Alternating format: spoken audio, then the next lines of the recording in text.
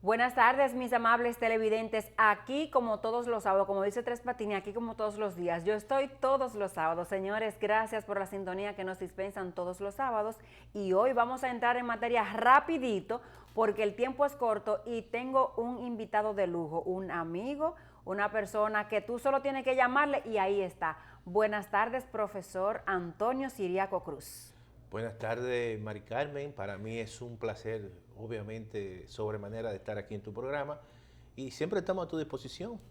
Vicedecano de la Facultad de Economía de la Universidad Autónoma de Santo Domingo, en la que me formé. No lo conocí estando allá, lo conocí ya ejerciendo la comunicación, siendo reportera, pero en estas lides pues uno hace algunas amistades que valen mucho la pena y usted es uno de esos, profesor. Gracias, gracias. Y tú sabes que yo le impartía docencia a los estudiantes de comunicación social. Sí, porque hay una materia, o sea, tenemos Sí, solo una de economía. economía. Sí. Entonces, resulta que luego cuando yo me fui fuera, estuve un tiempo bastante prolongado fuera, ya cuando regresé al país ya no estaba dando esa asignatura, pero sí he conocido a muchos comunicadores, precisamente en esa tesitura. A mí me hubiese gustado que usted me dé economía, no porque la persona que me la dio, que fue una profesora, una maestra, no la diera bien, sino porque usted tiene, profesor, una particularidad, que usted es experto en el tema, pero tiene una excelente pedagogía para explicar esos números tan complicados. Porque eso que usted sabe mucho de su cosa, pero es muy complicado pero tú sabes, Mari Carmen, la economía. Que algo positivo que yo saqué como conclusión cuando le estaba, en los tiempos que impartía docencia a los estudiantes de comunicación social, que también habían abogados, algunos, sí, claro. Y algunos incluso hasta médicos, me extrañó eso, y entonces yo siempre veía que los comunicadores y las comunicadoras tenían esa intuición para abordar los temas de economía, aunque quizás habían algunos elementos, quizás muy técnicos, matemáticos, pero cuando se trataba del discurso, de abordar un tema de la economía, lo hacían tan bien como si fuesen economistas. Bueno, a mí me pasa eso un poco con el derecho. Yo he cubierto todas las fuentes periodísticas, pero como que el derecho, bueno, de hecho, cuando yo iba a iniciar la carrera, no sabía si decidirme por comunicación o derecho, porque hay algunos abogados que me dicen, tú estudiaste, tú eres, digo, no, yo soy comunicadora, periodista, pero vamos a entrar en materia, señores, que ese es el tema de esta clase. Así es, así es. Profesor, una situación difícil, una crisis económica que hemos ido superando poco a poco, pero que ahora, por ejemplo, está el tema de si hay especulación o no. Lo cierto es que la población está al grito por los constantes precios en todos los órdenes, la medicina, el combustible, la comida y los precios, los salarios están a igual, aunque ya el presidente dijo que van a aumentar el sueldo mínimo, pero ¿y lo que no ganamos sueldo mínimo? Mira, Mari Carmen, yo creo que el tema de la inflación, que es un tema que va a estar presente durante todo este año, por primera vez y quizá en décadas, no teníamos una inflación de 2 dígitos, posiblemente este año vamos a tener una inflación que llegue o sobrepase el 10%. Hay un tema redistributivo. Cuando tú analizas la información del Banco Central del coste de la canasta básica familiar, mira, para aquellos que son los más pobres, como se le dice, que está por quintil, la canasta básica del primer quintil sobrepasa los 22,000 pesos por Dios persona. mío. ¿Tú sabes cuánto es el salario mínimo más alto? 17,600 pesos. El más alto. Exacto. El más bajito es de 11,000 pesos. ¿Qué significa eso? Dios mío. Que la brecha entre el salario mínimo más bajito y la canasta básica del más pobre es más de 11,000. O sea, pesos. duplica el ingreso tomando en cuenta que tiene un trabajo, que es empleado y tiene el mínimo menor. Así es. Y entonces, cuando tú analizas el salario mínimo más alto, estamos hablando de una brecha de casi 5,000 pesos. Entonces, eso yo creo que es una bomba. Por eso entiendo que el presidente de la República quizás se adelantó y dijo, se va a mejorar los salarios, pero obviamente él sabe por qué va a mejorar los salarios, porque hay un desfase muy grande entre todo el coste de la vida y que se sigue incrementando, que la inflación incluso importada ha incidido en el precio del pollo, en el precio del arroz, en el precio de los aceites, en el precio de los huevos incluso, en el precio de las carnes. Entonces, eso es lo que comen los pobres. Usted sabe lo que es con dar 80 pesos por una libra de pollo. Oye, Que en el caso mío y de muchas personas que no le gusta la piel, cuando usted le quita la piel y eso, no, eso pierde. figúrese usted, como dicen en el campo. Cuando te lo pesan, que incluso todavía y si está mantiene, y si está congelado, si está congelado, o lo tienen en una cubeta de agua como lo hacen en los colmados eso para que pese claro, más. eso se traduce al final en un peso de quizás 4 o 5 onzas menos, o 6 onzas menos. Claro. Entonces todo eso, en cierta manera, en un contexto de una crisis pandémica que todavía no hemos salido, la economía es verdad se ha venido recuperando, pero todavía, mira, hay empresas, pequeñas y medianas empresas que han desaparecido, que no han podido tributar. El mismo director de impuestos internos ha dicho que alrededor de 6.000 empresas o no han tributado o han desaparecido o están en la informalidad. Pero también estamos hablando... Y en solo un año. No, en solo un año, del 2020, pero además la cantidad de personas que han perdido su trabajo. Todavía las informaciones oficiales indican que casi 50.000 personas no han podido recuperar su trabajo. Y vamos a pensar que pueden ser más. Y pueden ser más porque en toda esta pandemia hay un tipo de desempleo que es de largo plazo, que no se recupera en un año ni en 2 años, sino cuando la economía retorna otra vez a su crecimiento máximo. ¿Qué pudiera ser cuándo? Eso posiblemente sea en el año 2023. Ay, Dios mío. Entonces, esa situación evidentemente que yo creo que conforma un ambiente y un contexto peligroso. Por eso es que el presidente de la República se ha adelantado. Y eso que nosotros hemos tenido y vamos a tener un golpe de suerte este año, porque muchos dominicanos que residen en los Estados Unidos están recibiendo apoyos importantes, gran parte de esos recursos se lo están enviando a sus conciudadanos, muchos de ellos están haciendo inversiones en bienes raíces, incluso cuando uno analiza todo el crecimiento de la construcción este año, en el mes de marzo creció 57%. En marzo de 2021. 2021. Y uno dice, pero ¿cómo que ese sector creció tanto? ¿Tú sabes cuál es la explicación, Mari Carmen? Que muchos dominicanos que están recibiendo dinero adicional dicen, déjame yo hacer una inversión en mi país, comprar un apartamento, comprar una casita, y todo eso ha hecho que el sector inmobiliario tenga un boom importante.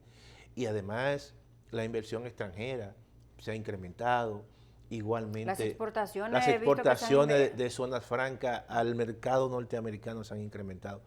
Es un golpe de suerte para las economías que están muy vinculadas con los Estados Unidos, el caso, por ejemplo, de algunas economías centroamericanas, el caso de México, el caso de Canadá. Y eso, evidentemente, hasta que eso en Estados Unidos no se agote, eso nos va a beneficiar. Por eso yo en algunas situaciones, en algunas semanas anteriores, dije, no es posible en ese contexto que te estoy explicando hacer una reforma fiscal. ¿Por qué? Porque hay una situación interna, ¿verdad? Que tú no puedes muy estresar. Difícil y calamitosa. No, porque todos nosotros hemos salido de un estrés muy grande. Todavía, el confinamiento Estamos social. saliendo. Estamos saliendo. Es decir, el distanciamiento social, el acortamiento de actividades nocturnas, todo eso ha cambiado nuestras vidas. ¿Y qué ha significado eso? Bueno, que hay cosas que se transforman y se van a quedar. Y tú decirle ahora mismo, mira, va a haber una reforma tributaria o fiscal, que al final, Mari Carmen, las reformas lo que hacen es o que aumentan los impuestos o que ponen a pagar más gente que no pagaban. Exacto. Entonces la gente dice, bueno, yo no puedo porque es que yo tengo deudas. Las familias que tienen su trabajo, que oye bien, que 3 trabajaban y ahora solamente trabaja 1 o 2, y muchas de ellas se han endeudado, entonces dicen, no, hay que esperar, hay que darle un poco más de tiempo para nosotros salir un poco del estrés. Y yo creo que con el anuncio que se hizo de no ejecutar una reforma este año, sino que comenzar a discutirla en el 2022 para luego aplicarla en el 2023, yo creo que fue lo más sano que pudo haber ocurrido. Perfectamente entiendo ese punto, maestro, pero las reformas fiscales, aunque siempre se plantea el apellido de reforma integral, que aquí nunca se han hecho integral, Claro, claro. corrígame usted si no, Sí, sí, así es. eh, ¿cómo puede realizarse una reforma y que no se castigue al que menos tiene y sobre todo esa gran franja que hay aquí de negocios informales o empleos informales? ¿Cómo hacer una reforma y no tocar a esa gente? Mira qué ocurre. Tú sabes que tradicionalmente las reformas que se están haciendo en todo el mundo, incluso la que se hizo en Colombia, una reforma muy bien diseñada. Pero ¿qué está ocurriendo? En la sociedad dominicana ha habido un crecimiento en las últimas décadas, o en la última década, de las clases medias. Entonces, cuando tú haces una reforma y la vas a ejecutar, tú dices, yo voy a proteger a los pobres. Los pobres, tú le das un cheque, tú le das una ayuda, un ingreso mensual, tú le das una tarjeta. Eso no van a tener problema en ese sentido. Los ricos tienen posibilidad de pagar más impuestos y muchos de ellos, aunque pagan más impuestos, pero tienen la forma de evadir impuestos o de eludir impuestos. Ahora, ¿sobre qué sector recae el peso del pago de los impuestos? Sobre la clase media. Okay. Esa clase media que no está protegida, que no tiene una tarjeta, esa clase media que va al médico y el médico le dice, mira, tú tienes que pagar un copago. No, y que, por ejemplo, los servicios de la casa, la energía y todo eso. Ahí voy. Tú lo pagas de acuerdo al sector donde vives. Así es. Y no solamente eso, tú dices, bueno, tú vives en un apartamento. Ese apartamento tú tienes que pagar un sereno. Sí. Ese apartamento tú tienes que pagar unos servicios conjuntos. Tú tienes que pagar, paga la luz, pero tienes que acondicionar la cisterna. Tienes que tener una planta eléctrica. Todo eso son servicios adicionales que tú pagas. Entonces, ¿qué está ocurriendo ahora? Que la clase media es la que está protestando. Cuando el presidente de la República en el año 2020 y el grupo económico estaba conformando el presupuesto del año 2021, que incorporara una serie de impuestos que no se le explicó a la población, ¿qué ocurrió? Que los sectores de clase media, que son los que usan las redes sociales, como dice así el es, merengue de Quinito, con el aparatico. Y entonces, pam, y convocaron y tal cosa. Entonces, como fue un sector, en cierta manera, que sirvió de base de sustento en el triunfo del presidente de la República, entonces vio que la situación se le podía ir de las manos, entonces echó para atrás eso. Ahora hay que tener cuidado con eso. Entonces, yo lo que creo es que cualquier reforma que se haga tiene que diseñar un plan donde se le convenza a la clase media de que esa reforma lo va a aprovechar. Mira por qué, Mari Carmen. Nosotros, y yo creo que los gobiernos tienen que enfatizar bien en mejorar los servicios públicos. Porque tú te sientes bien cuando tú vas a lo mejor a un hospital y ese hospital te trata con todas las facilidades que tengan. Pero nosotros tenemos miedo, vamos a una clínica, tiene que tener una tarjeta de crédito, si no, no te reciben. Entonces, todo eso son situaciones que crispan a la clase media. Porque tú dices, pero si yo pago mis impuestos, ¿por qué no hay un centro de servicio? ¿Por qué no hay un centro de atención primaria? Que tanto se ha dicho y todo el mundo está de acuerdo que el centro de atención primaria, pero no sé por qué no se aplica totalmente, porque se supone que nosotros debemos de ir antes de ir donde un especialista, donde un médico general de atención primaria, y lo más seguro, tú tienes un dolor de cabeza, yo tengo un dolor de cabeza y me evita ir donde un neurólogo que me va a cobrar a mí una tarifa de 3.500 o 4.000 pesos y donde yo tengo que pagar una diferencia altísima. Entonces, esos servicios es lo que mejora la calidad de vida de la gente de clase media, o los servicios de educación. Y entonces tú dices, no, cuando te dice el gobierno, hay que pagar más impuestos, si te da un buen servicio, tú dices, está bien, yo lo puedo pagar. Pero si eso no ocurre, entonces aquí puede haber crispación. Esta crisis económica que estamos viviendo, el gobierno retiró prácticamente en un % alto las ayudas sociales que daba el gobierno. ¿Cómo eso va a afectar a la población en lo que resta, digamos, de año? Esa respuesta yo la quiero después de estos comerciales. Estamos conversando con el economista Antonio Ciriaco Cruz. Tras la pausa, seguimos con esta conversación.